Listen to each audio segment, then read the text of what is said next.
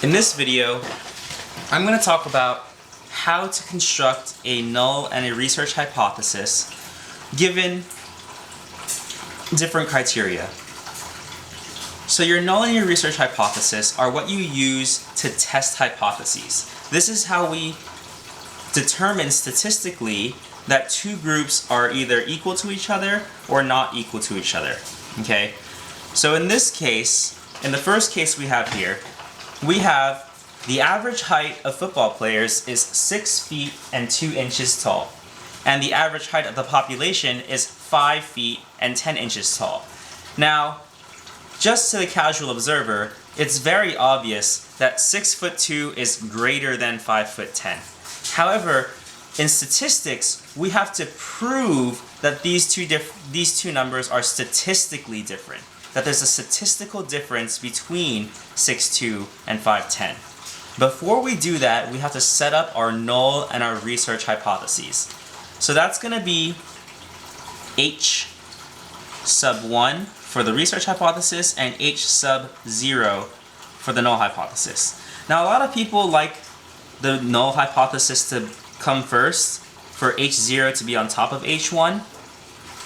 I prefer it the other way because I think it's easier to construct your research hypothesis first and then your null hypothesis in response to that, because the research hypothesis is the one that you think is right, that you're interested in.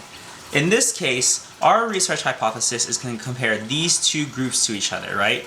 So we know that on the left side, we have the height of football players. So height is the outcome that we're interested in, right? We're interested in measuring height, and the group is football players. So this is the height of football players. And on the other side, we're going to have the height of the general population. So this is of everybody else, right? Now what we put here is going to be either a greater than sign, a less than sign, or a not equal to sign. We have this data here, so we already know that we think that the height of football players is greater than the height of the population. So we're going to put a greater than sign here. And that's it. That's how you construct the research hypothesis. You just put one group on this side and another group on this side and say which group you think is going to be greater or less than the other. Your null hypothesis will be the exact opposite, except it will also have an equal to sign. So here on the left side again we have the height of football players, and on the right side we have the height of the population. And here we put the opposite sign of whatever is in here. So that's going to be a less than because this one's a greater than. In addition, the null hypothesis will always have an equal to sign.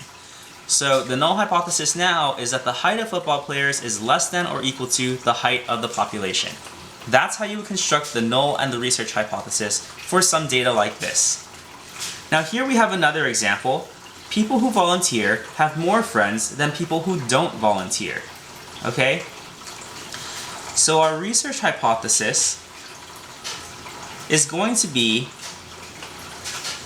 one thing is greater than the other thing. So what is the outcome? What is the thing that we are measuring? We're measuring how many friends these people have, right? So here we're going to put the friends of volunteers, because that's the first group, right? That's our sample. So volunteers' friends will be greater than, because we think that volunteers have more friends than the friends of people who don't volunteer. No volunteer. The null hypothesis will be in direct response to that research hypothesis, so the friends of volunteers will be less than or equal to the friends of the non-volunteers, right? Can't spell friends apparently.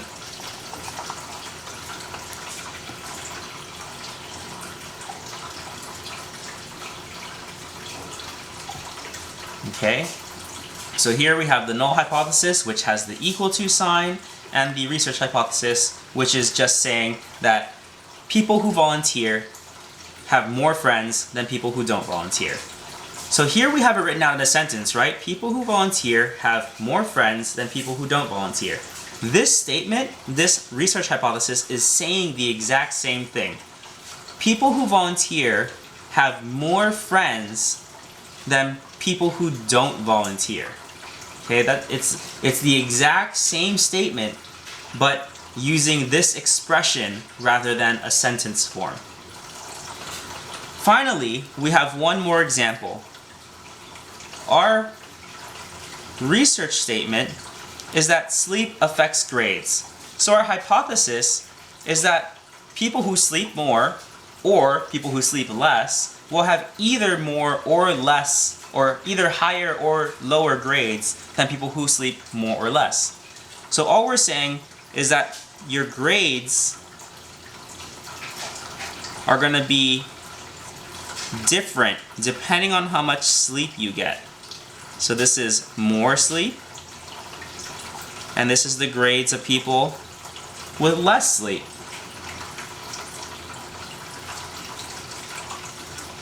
Right? So we're saying that the grades of people who get more sleep are going to be different, or in other words, not equal to the grades of people with less sleep.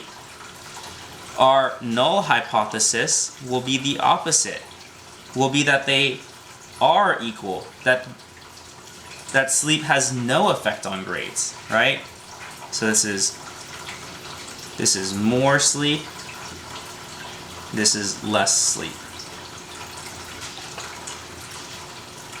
So your research and null hypothesis are always going to be pairs, and the pairs are always going to go together. So if your research hypothesis has a greater than sign, then your null hypothesis is going to have a less than or equal to sign. Always. If your research hypothesis has a less than, then your null hypothesis is going to have a greater than or equal to sign. And finally, if your research hypothesis has a not equal to, like this example, then your null hypothesis will have an equal sign. These are the only three pairs of possible symbols that can go into these research and null hypotheses. So that's how to construct research and null hypotheses. I hope this helps.